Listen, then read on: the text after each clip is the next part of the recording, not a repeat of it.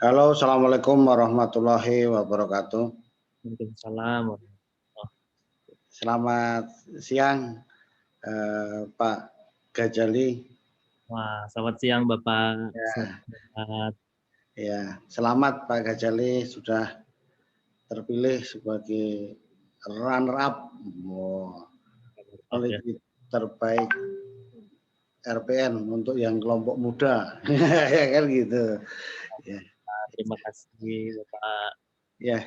Jadi pemirsa sekalian yang berbahagia, kali ini kita akan berbincang-bincang mengenai salah satu produk dari kelapa sawit, yaitu minyak merah.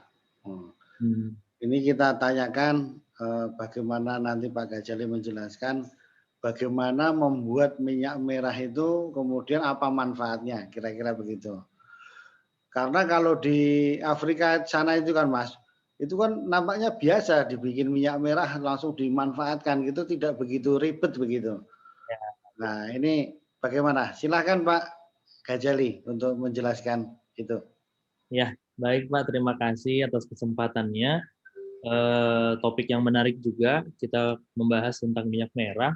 Sebenarnya definisi minyak merah itu sudah sangat lazim dan sepertinya khalayak ramai itu sudah tahu bahwasannya minyak merah itu apa, kan gitu.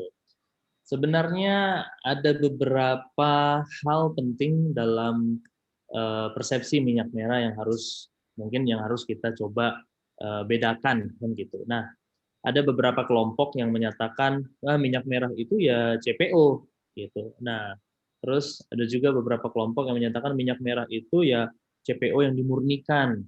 Nah, tapi kalau dari PPKS sendiri, PPKS dengan invensinya, PPKS dengan sudut pandangnya sendiri, kalau minyak merah itu atau yang sering kita sebut dengan minyak sawit merah, atau bahkan sekarang kita sudah lebih spesifik kepada minyak sawit olein merah.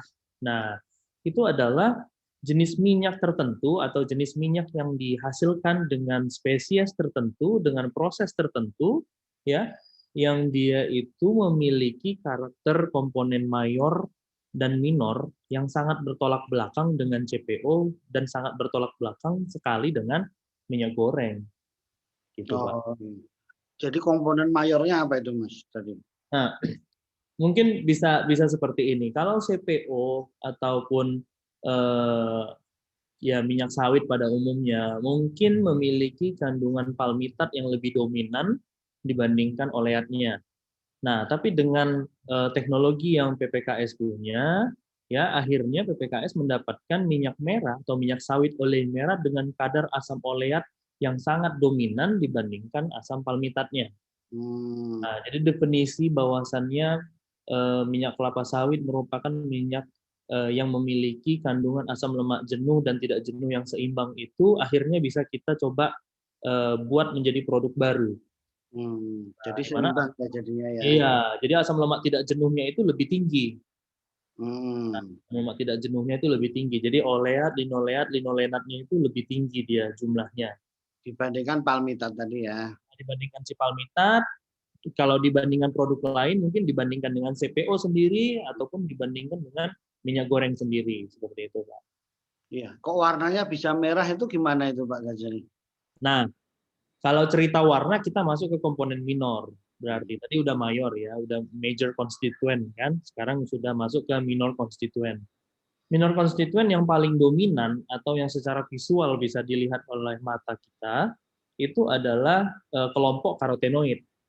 Nah, karotenoid ini sebenarnya orang awam sendiri itu sudah banyak mengkonsumsi. Mungkin tidak dari sawit. Nah, tapi misalnya nih dari wortel. Nah, Hmm. wortel itu memiliki kandungan karotenoid. Nah, minyak sawit ternyata telah diketahui 15 kali lipat jumlah karotenoidnya dibandingkan wortel. Nah, Hmm. di berbagai macam literatur sudah banyak yang menjelaskan bahwasannya karotenoid pada minyak kelapa sawit itu 15 kali lipat dibandingkan wortel. Makanya kalau wortel itu lebih ke oranye, kalau minyak sawit itu sebenarnya ke arah merahnya gitu. Jadi lebih merah dia dibandingkan wortel. Nah, Kalau warna merahnya tuh tadi seperti itu ya Pak ya, secara visual, karena secara visual kita hanya bisa melihat yang dia merupakan pigmen warna kan gitu ya, pigmen ya. Nah, jadi karotenoid itu merupakan pigmen juga sebenarnya. Nah, lalu ada golongan tokokromanol. Nah, tokokromanol itu golongan-golongan yang memang ada pada minyak nabati. Ya, jadi kalau karotenoid itu memang spesifik dia ada di minyak kelapa sawit. Gitu. Tapi kalau tokokromanol itu bisa ada di berbagai minyak nabati, ya.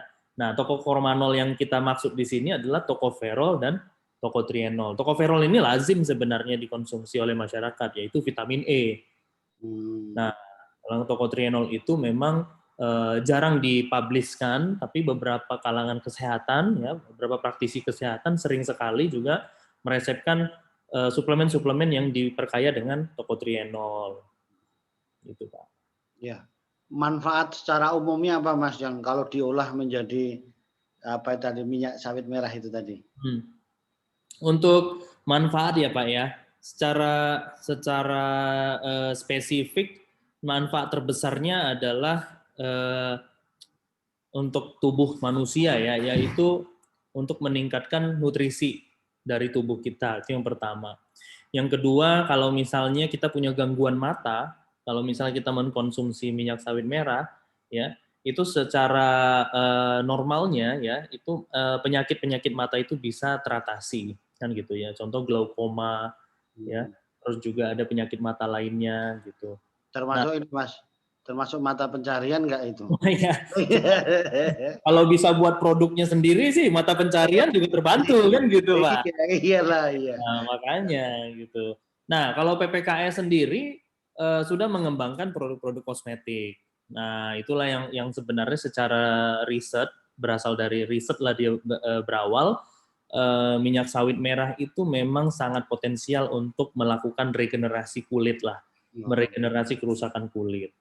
Gitu. Termasuk itu ya, bisa menyembuhkan luka bakar gitu Mas? Benar, luka bakar gitu, terus juga luka sayat, terus juga bekas-bekas operasi. Nah, apalagi kalau misalnya nih ada nih apa namanya kulit pecah-pecah nih Pak, kan Iya. gitu ya, kayak apa namanya ditumit ya. Nah, itu tuh bisa pakai kosmetik yang ada minyak kelapa sawitnya. Iya, Nah, ini iya. kebetulan Pak boleh promo dong ya. Ya boleh lah. Boleh dong ya, iya. Jadi kalau berdasarkan hasil dermatologinya, ya setiap orang yang sudah menggunakan kosmetik berbahan dasar sawit, kalau di Indonesia itu dikenal dengan guinensis, ya. Nah, dengan menggunakan guinensis itu bisa melakukan regenerasi atau perubahan-perubahan dari kulit. Contoh misalnya kayak ada kulit terbakar, terus diolesin gitu. Nah, itu bisa kembali sembuh. Ada tumitnya pecah-pecah, diolesin lotion guinensis, tumitnya itu kembali halus gitu, Pak. Itu adalah testimoni-testimoni dari teman-teman yang sudah pakai. Iya. Mas ini terakhir, bagaimana sih prosesnya membuat tadi loh Mas, secara garis besarnya membuat minyak merah itu bagaimana? Dari TBS itu diolah bagaimana sampai ketemu minyak sawit merah Mas? Oke. Sebenarnya ada beberapa proses yang memang unpublished gitu ya Pak ya. Nah, tapi memang saya coba rangkum sedikit ya. Nah, yang paling spesifik adalah buahnya. Nah, jadi buahnya ini juga merupakan buah terpilih. Jadi kalau buahnya itu menurut kita tidak sehat, kita nggak pakai Pak. Gitu. Jadi buahnya juga kita pilih. Jadi nggak bisa sembarangan. Nah, lalu juga prosesnya yang pasti low thermal atau tidak menggunakan panas menggunakan panas tinggi kan gitu ya Pak ya.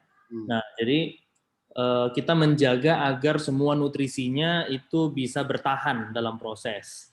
Nah, lalu setelah buah turun diproses seperti tadi ya, yang pastinya kita tidak menggunakan panas. Nah, ada satu teknologi yang memang belum pernah kita publikasikan dimanapun, yaitu adalah teknik separasinya. Nah, itu mungkin next time teman-teman kalau misalnya mau tahu bisa dilihat di jurnal yang akan kita publikasikan nantinya, Pak. Nah, itu teknik separasinya khusus soalnya, dan itu bisa memisahkan antara fraksi cair dan padatannya secara cepat, singkat, dan juga tepat, gitu. Ya, pokoknya bisalah itu, ya kan? Betul. Ya, itu apa? Membikin itu apa tergantung kapasitas, sehari bisa bikin banyak gitu Mas, minyak gitu. Sebenarnya kalau peralatannya sih sederhana, cuman ada beberapa jenis peralatan yang harus direkonstruksi kembali gitu. Kalau misalnya kita mau meningkatkan kapasitas. Kalau untuk saat ini kapasitas kita di PPKS yang tersedia itu TBS-nya sih 300 kilo sampai 500 kilo Pak untuk per satu hari lah gitu. Nah, karena kita prosesnya tidak boleh menggunakan panas yang tinggi dan semuanya itu sangat ini ya. Kalau saya sih mengharapkan bahwasannya tidak ada pirogen maupun kontaminan lainnya yang nempel di situ. Jadi ada proses separasi dan filtrasi yang sangat ya memakan waktu yang panjang lah gitu, untuk mendapatkan minyak merahnya. Makanya minyak merah itu value-nya sangat tinggi. Iya. Terima kasih Pak Ahmad Ghazali Sofyan Sinaga. Wah, Jadi, lengkap. lengkap lah. Aku belum menyebutkan gelar-gelarnya itu. Ya, kita nanti ngobrol-ngobrol mengenai seputar minyak sawit, manfaatnya. Boleh. Ya, kali ini untuk pemirsa kita kasih sharing mengenai minyak sawit merah dan manfaatnya. Wah, mantap. Ya, terima kasih Pak Ghazali. Ya, mudah-mudahan bermanfaat bagi kita semua. Assalamualaikum warahmatullahi wabarakatuh. Waalaikumsalam warahmatullahi wabarakatuh.